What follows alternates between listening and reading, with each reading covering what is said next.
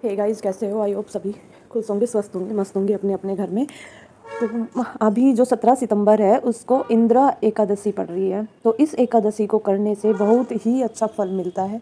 वैसे तो एकादशी का व्रत रखने से हमेशा ही फल मिलता है, लेकिन कुछ एक एकादशी बहुत ही अपने आप में खास है।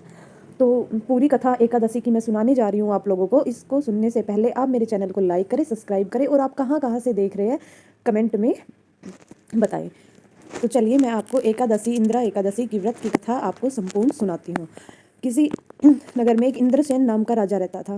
वह भगवान विष्णु की बहुत ही भक्ति में लीन रहता था, बहुत ही अच्छे तरीके से पूजा पाठ करता था। उसके राज्य में किसी चीज़ की भी कमी नहीं थी। एक दिन नारद मुनि उनको देख रहे थे। देखकर जैसे ही नारद मुनि का यमलोक में गए तो उन्होंने देखा कि उनके जो पिता है उनको स्वर्ग नहीं मिला है। उनकी एक एकादशी में विघ्न पड़ गया था, एकादशी कंप्लीट नहीं हो पाई थी। तो इस बात को देखकर एक बार राजा सभा में बैठे हुए वार्तालाप कर रहे थे, तब नारद मुनि प्रकट हुए। तो नारद मुनि को देखकर राजा इंद्रसेन ने अपने हाथ जोड़कर नमस्तक किया और बोले कि हे भगवान, आप किस वजह से प्रकट हुए हैं? उन्होंने इंद्रसेन से पूछा, नारद मुनि ने, कि आपकी सभा में सब कुछ कुशल है, आप भगवान विष्णु की पूजा अर्चना करते रहते हैं। एकादशी के दिन भगवान विष्णु और माता लक्ष्मी की पूजा की विशेष महत्व माना गया है। कहते हैं कि जो इंद्र एकादशी जो कृष्ण पक्ष में पड़ती है, जो श्राद्धों में आती है, हमें हमारे जो पितर होते हैं उनको मुक्ति दिलाने के लिए व्रत किया जाता है। इसका 100 गुना लाभ मिलता है। इस दिन विश्वकर्मा जयंती भी है, जिसका ऐसा सहयोग बहुत ही सालों में 100 सालों बाद हमें मिल रहा है। इसका बहुत ही ज़्यादा लाभ मिलता है। इस एकादशी को करने से भगवान विष्णु और लक्ष्मी माँ की पूजा भी की जाती है। तो उन्होंने जैसे बताया कि मैंने देखा यमलोक में जाकर कि आपके पिताजी को मुक्ति नहीं मिली है, उनकी किसी एकादशी के कारण, विघ्न पड़ने के कारण उनकी एकादशी एक रह गई थी।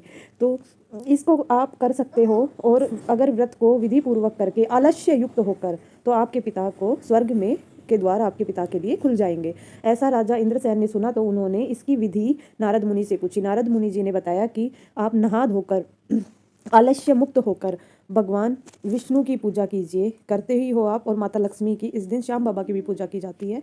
तो आप नहा धोकर, श्राद्ध में ये एकादशी आती है, अपने पितरों के लिए श्राद्ध मनाइए, और इसको बिना फलाहार किए सभी को भोजन कराइए, और भोजन करा के उसको शून्य मात्रा से ही आप उसको दान कीजिए। जो बचा हुआ भोजन आपके पितरों के करने के बाद, गाय कौवों के, सबके ब्राह्मणों के करने के बाद दक्षिणा देकर आप उन सबको विदा कीजिए और इस व्रत को कीजिए।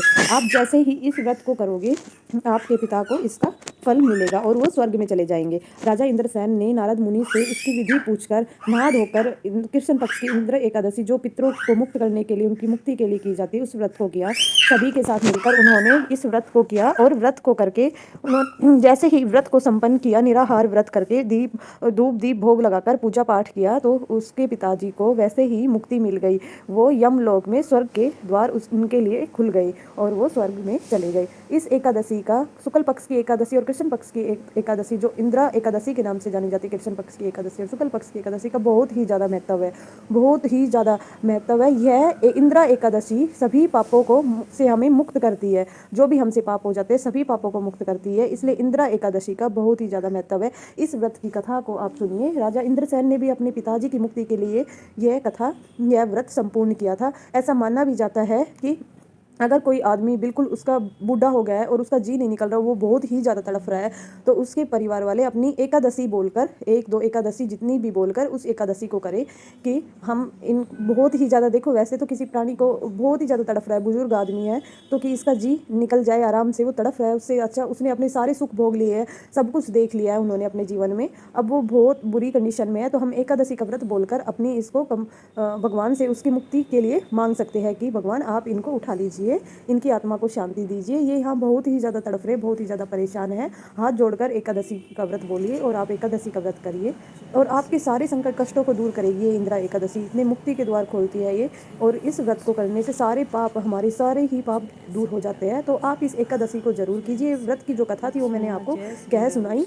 चैनल को लाइक कीजिए, प्यार सपोर्ट बनाए रखिए, और आप अपना कमेंट करके बताइए आप कहाँ कहाँ से देख रहे हैं, जिससे मुझे भी मोटिवेशन मिलता रहे, मैं भी आपके लिए प्यारी प्यारी वीडियो बनाती रहूँ। Thank you.